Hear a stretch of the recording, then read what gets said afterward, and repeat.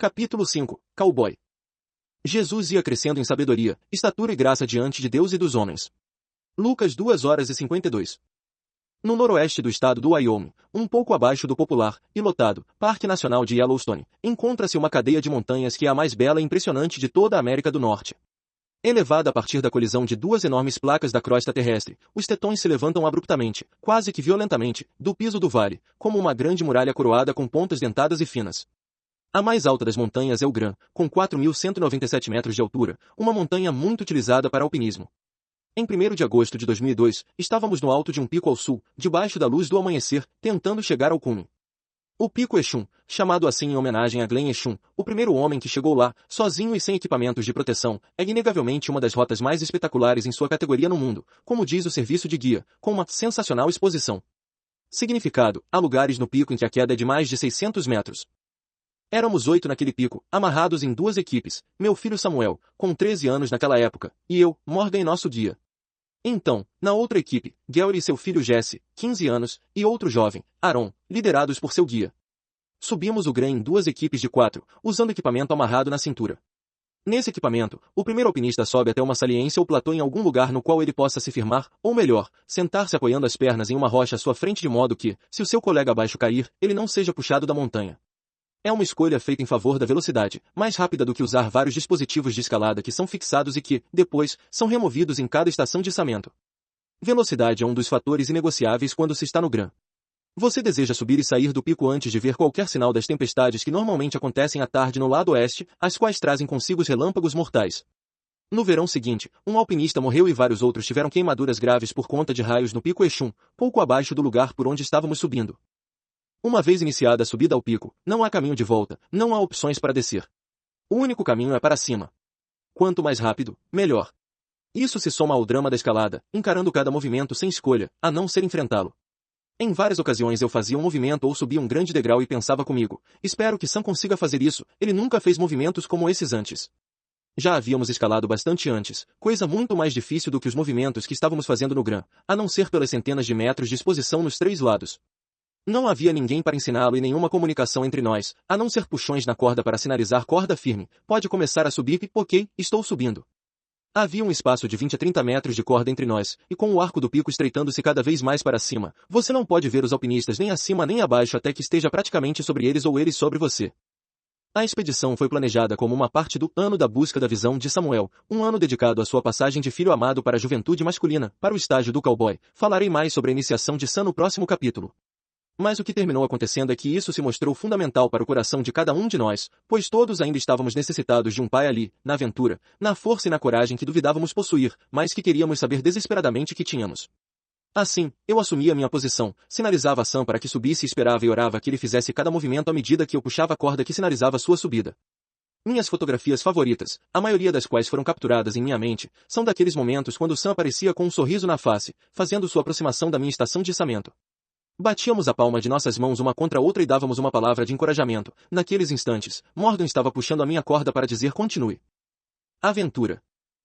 Eu colocaria o início do estágio do cowboy, ou do patrulheiro, no início da adolescência, entre 12 e 13 anos, e sugeriria que ele vai até os 20 e poucos anos. Mas quero me apressar e dizer que os estágios se sobrepõem. Que garoto não gosta de aventura? É só vê-los descendo a ladeira num carrinho de rolimã ou subindo uma árvore. Que homem de 50 anos de idade não precisa de algum tempo fora, ao livre? Mas uma notável mudança começa a acontecer na alma do menino quando ele se aproxima da adolescência, ou seja, um desejo por aventura real, alguma coisa dentro dele diz que ele precisa provar a si mesmo, que precisa ser testado. Ele quer aprender como fazer as coisas, como dirigir um carro, como caçar passarinhos, montar alguma coisa em seu quarto. É agora que a pergunta da alma de um homem começa a se apresentar em praticamente tudo que o menino quase homem faz, eu tenho o que é preciso? No estágio do cowboy, a resposta vem parcialmente por meio da aventura e parcialmente por meio do trabalho duro. Até onde me lembro da época em que estava crescendo, eu detestava esportes. No 1º grau, eu nunca era escolhido para os times de futebol. Eu era parte do grupo dos abandonados, aqueles que eram divididos entre os 2 times por uma mera questão de misericórdia. O que isso ensina a um menino sobre ele mesmo? Quando comecei a jogar basquete no ensino médio, só conseguia entrar no time B e ficava a maior parte do tempo no banco. Falhava todas as vezes que jogava beisebol e não era rápido o suficiente para participar da equipe de corrida. Era humilhante. Todos os meus amigos eram atletas e eu logo me senti do lado de fora, vendo-os participar dos esportes. Eu não tinha o talento que meus amigos pareciam ter, o que pode ser superado, se o menino tiver determinação e um técnico, mas meu pai não se interessava por isso e, assim, não havia ninguém que pudesse me instruir nessa área. Era uma enorme fonte de vergonha para mim. Acabei desistindo de tentar na 8ª série, e nunca mais quis praticar esporte algum. Mas existia dentro de mim um clamor pela aventura e pela prova, e encontrei aquilo de que minha alma precisava no rancho de meu avô e nas montanhas. No rancho aprendi a selar e andar a cavalo, além de arrebanhar o gado, uma coisa que nenhum dos meus amigos da cidade sabia fazer, e isso deu ao meu coração a força e a confiança de que eu precisava. Nunca esquecerei o primeiro dia em que galopei sobre um cavalo. Estávamos fora, no campo, vovô e eu, verificando os canais de irrigação. Ele havia desmontado do cavalo para verificar um portão e, meio por acaso, levei meu cavalo para longe até que estivéssemos fora de sua visão, atrás de uma colina.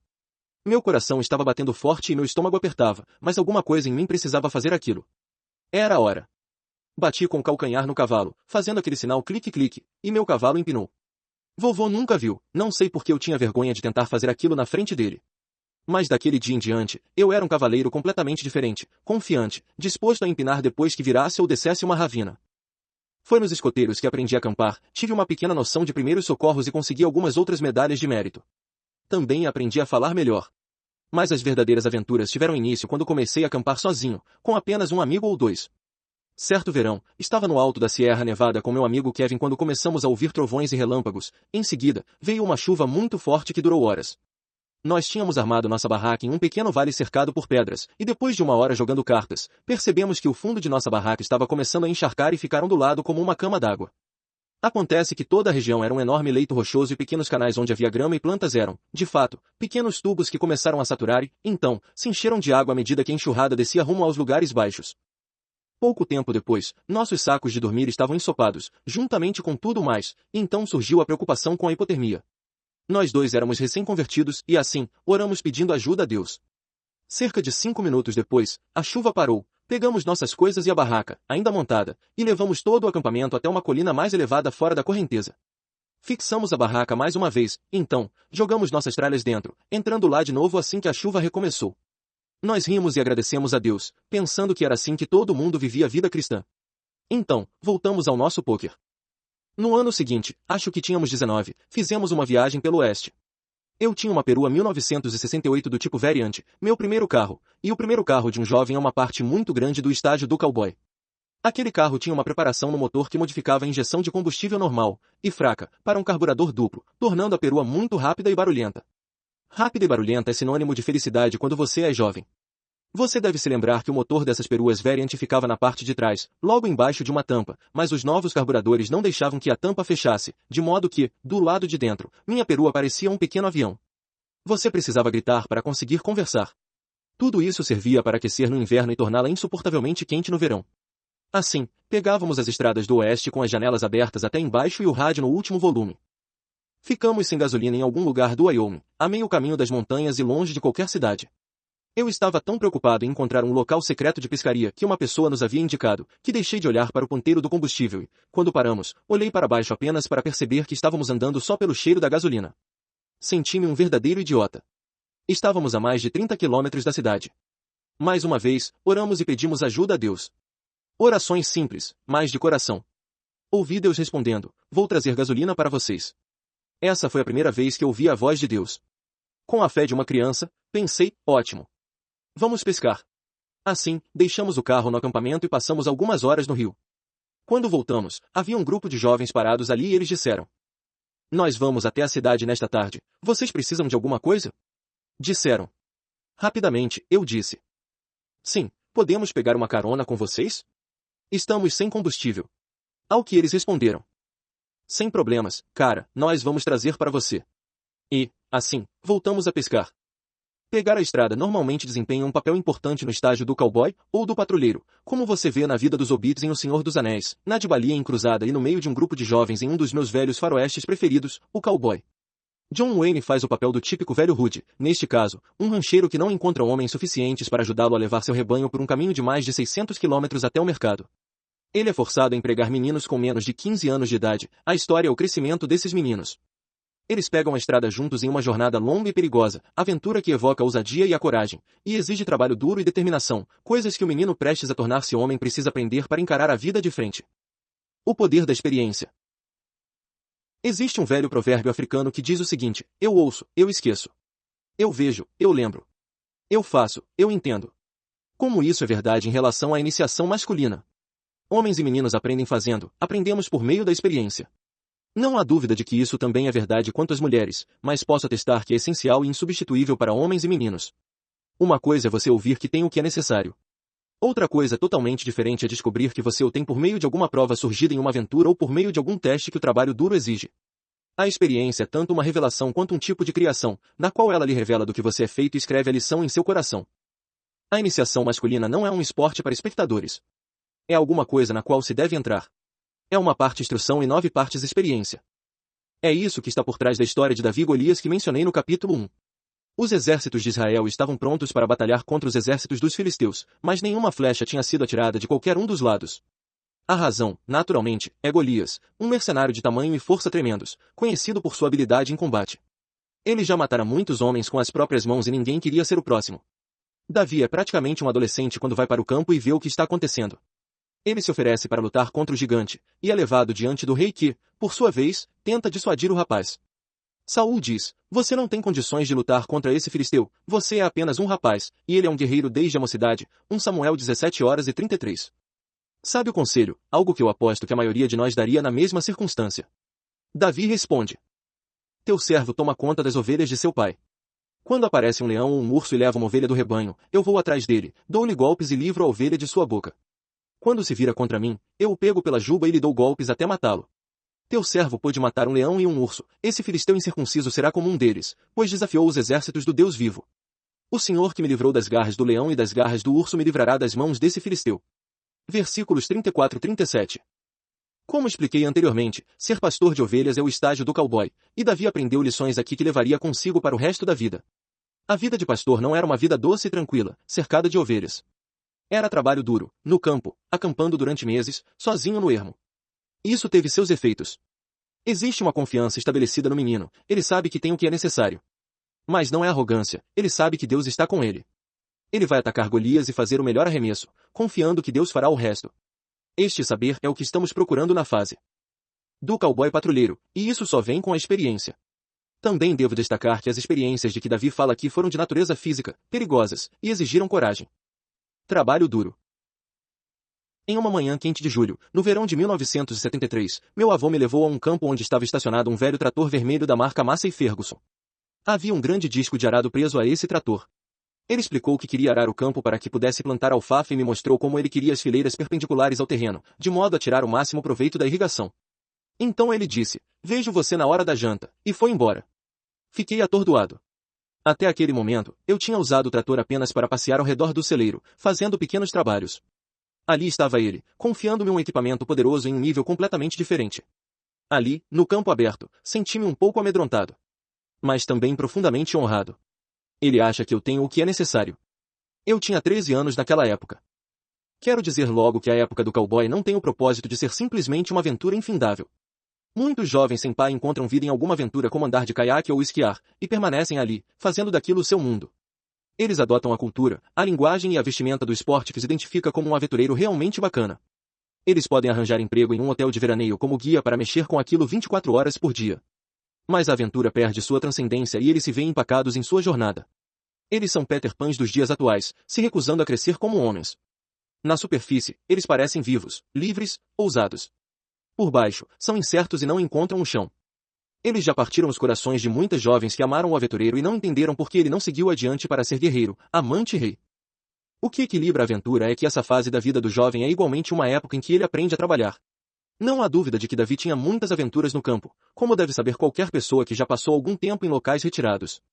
A aventura termina encontrando você lá fora. Mas o contexto desses meses e anos foi trabalho duro. Jesus gostava da vida ao ar livre? Não temos nenhum registro, mas o fato é que o vemos várias vezes no deserto durante os anos do seu ministério e não há problema algum em presumir que essas caminhadas no deserto e noites na montanha não começaram de repente, apenas no momento em que ele assumiu seu ministério.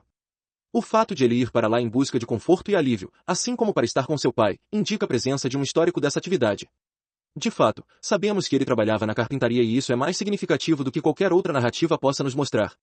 Trabalhar com madeira e ferramentas, lado a lado com seu pai, faz coisas por um jovem que poucas outras situações podem oferecer. Esse é o segredo da sabedoria simples do filme A Herança de um Valente, outra história de um jovem que está crescendo. Jim, um jovem de cerca de 17 anos, vivia com seu pai na região de Sove River, no interior da Austrália, desde que era menino. Um filho amado trabalhando junto com seu pai com madeira, ferramentas e cavalos. Quando seu pai morre em um acidente enquanto trabalhava na derrubada de madeira, Jim é confrontado por outros homens que trabalhavam nas montanhas. Você tem de conquistar o direito de viver aqui em cima, dizem eles, deixando claro que Jim precisa provar que é capaz antes que possa simplesmente assumir o lugar do seu pai. Isso pode parecer uma coisa cruel a se dizer a um rapaz órfão, mas era a verdade, e era exatamente o que aquele rapaz precisava ouvir. Jim é colocado, então, em sua jornada para tornar-se aquele homem. Ele começa a trabalhar em uma grande fazenda no vale, conquista o coração da garota, prova quem ele é, e mostra sua integridade quando todos estão em dúvida. Ele se torna o homem de Sove River. Há um outro filme antigo, de 1935, intitulado Marujo Intrépido, que conta a história de um pescador de Massachusetts, pouco antes do início do século XX. Essa história também gira em torno da transformação de um menino. Harvey Shane é um garoto rico de 12 anos de idade, filho único de um magnata viúvo. Era um garoto mimado, mas não um filho amado. Seu pai ocupado não tem tempo para ele. O garoto cai de um navio de passageiros que ele e seu pai haviam pegado para a Europa e é resgatado por um pescador. Em um primeiro momento, o garoto é uma dor de cabeça enorme. Mas ele é ajudado pelo pescador, torna-se seu ajudante no barco pesqueiro, e experimenta um pouco do que é ser filho amado. Ele aprende a trabalhar, uma coisa que nunca fizera na vida, e o efeito sobre ele é dramático. Tive um emprego de verão em um lugar que empacotava batatas, não muito longe do rancho do meu avô, quando tinha 15 anos. Meu avô fora capataz em um daqueles galpões quando era jovem e meu pai, meu tio e meus primos fizeram trabalho temporário ali também, carregando sacos de 25 quilos de batata em vagonetes que eles levavam até os vagões de trem que estavam do lado de fora. Assim, tornou-se um tipo de tradição dos homens jovens de nossa família passar um tempo na empacotadora de batatas. Naturalmente, meu pai já tinha se casado e mudado para a cidade, e eu era um rapaz urbano quando voltei para trabalhar naqueles armazéns de uma cidade agrícola com cerca de 4.000 habitantes. Todos os outros trabalhadores eram imigrantes naquela época, hispânicos que não falavam inglês, mas tínhamos momentos fantásticos, nos quais nossa linguagem comum era o riso e as piadas mímicas que fazíamos quando o capataz não estava olhando. Era um trabalho duro e eu comia como um urso quando voltava para o rancho. Logo depois, me deitava no feno e dormia até de manhã. Antes da Revolução Industrial, esse tipo de iniciação era comum a todo rapaz prestes a se tornar homem. Mas você não precisa viver na fazenda para experimentar isso. De modo algum. Até hoje, meu emprego favorito continua sendo o trabalho que fiz como zelador de uma igreja. Éramos uma equipe de 3 ou 4 varrendo o chão, limpando banheiros, arrumando as cadeiras para os cultos de domingo. Pintávamos paredes, consertávamos o teto e fazíamos todo tipo de trabalhos estranhos, mais uma vez, rindo na maior parte do tempo, fazendo piadas sobre os ministros, colocando cartas anônimas nas caixas de correio deles. Na hora do almoço, jogávamos basquete na quadra e terminávamos incluindo o resto da equipe nos jogos. Ouvi dizer que esses jogos continuam acontecendo até hoje. Eu amava o trabalho simples e duro, aprendi tanto que ainda faço isso hoje. Com exceção de consertar o irrigador. A vida é dura. Enquanto seu filho amado, o menino está bastante protegido dessa realidade.